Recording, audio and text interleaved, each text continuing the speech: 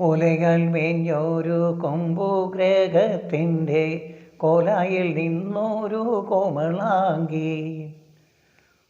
ഓലയാൽ മേഞ്ഞൊരു കൊമ്പു ഗ്രഹത്തിൻ്റെ കോലായിൽ നിന്നൊരു കോമളാങ്കി. അപ്പോഴാണ് തൊട്ടടുത്ത് ആരോ വളരെ ശബ്ദം താഴ്ത്തി സ്വയം പാടി രസിക്കുന്ന പോലെ. ശ്രദ്ധിക്കുകയാണെങ്കിൽ അതിൻ്റെ കുറച്ച് ഭാഗം നമുക്ക് കേൾക്കാം. ആ കാണുന്ന പൂമണിമേടയുടെ പൂമുഖത്തു നിന്നാണ് ആ പാട്ട് കേൾക്കുന്നത്. അവൾ ആ നിലക്കണ്ണാടിയിൽ നോക്കി സ്വന്തം രൂപത്തോട് ചോദിക്കുകയാണ്, നിന്നാത്മനായക നിന്നുരാവിൽ, നിന്നാത്മനായക നിന്നുരാവിൽ വന്നിടും വന്നാലിന്നെന്തു ചെയ്യും.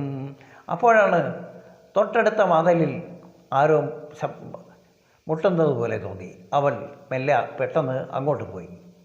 അപ്പോഴാണ് പെട്ടെന്ന് പുറകിൽ നിന്നൊരു ശബ്ദം. അവൾ ഞെട്ടി പുറകോട്ട് മാറി. അടുക്കളയിൽ നിന്നെന്തോ പാത്രം വീഴുന്നതുപോലെ ശബ്ദം കേട്ടതുപോലെ അവൾ ആ വാതിൽ മെല്ലെ തള്ളി തുറന്നു. നല്ല നിലാ വെളിച്ചം. മെല്ലെ തുറന്നിറങ്ങി പൂനീല പാലലയിൽ മുല്ലപ്പൂ മണം കുളിർ കാറ്റിലെത്തി. മെല്ലെ തുറന്നിറങ്ങി പൂനീല പാലലയിൽ മുല്ലപ്പൂ മണം കുളിർ കാറ്റിലെത്തി, മുല്ലപ്പൂ മണം കുളിർ കാറ്റിലെത്തി. അവൾ മെല്ലെ നടന്ന് ആ വീടിൻ്റെ കൽപ്പടവിൽ ചെന്നിരിക്കുമ്പോൾ ആ മുല്ലവള്ളികളിൽ നിന്ന് പൂക്കൾ അടർന്നു വീണ് അവളുടെ മുടിയിലും മടിയിലുമെല്ലാം പുഷ്പം വിട്ട് നടന്നു.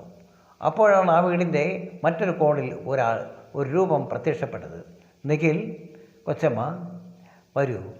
അവൾ അവൻ്റെ കൈക്ക് പിടിച്ചു. വികാരം നിർഭരമായ നോട്ടത്തോടെ അവൻ്റെ കൈക്ക് പിടിച്ചു അവളുടെ അരികിലേക്ക് ഇരുത്തി.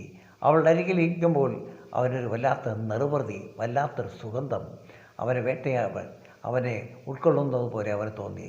കൊച്ചമ്മയ്ക്ക് എന്തൊരു ഭംഗിയാണ്, എന്തൊരു സൗന്ദര്യമാണ്. ഈ സൗന്ദര്യം തനിക്ക് ആസ്വദിക്കാൻ കൊച്ചമ്മ അനുവദിക്കുമോ എന്നവൻ മനസ്സിൽ വെറുതെ ചിന്തിച്ചു പോയി. അപ്പോഴാണ് തൊട്ട് സുഖമില്ലാതെ കിടന്ന ഒരാൾ ശബ്ദം. നിഖിൽ ചാടി എഴുന്നേറ്റു.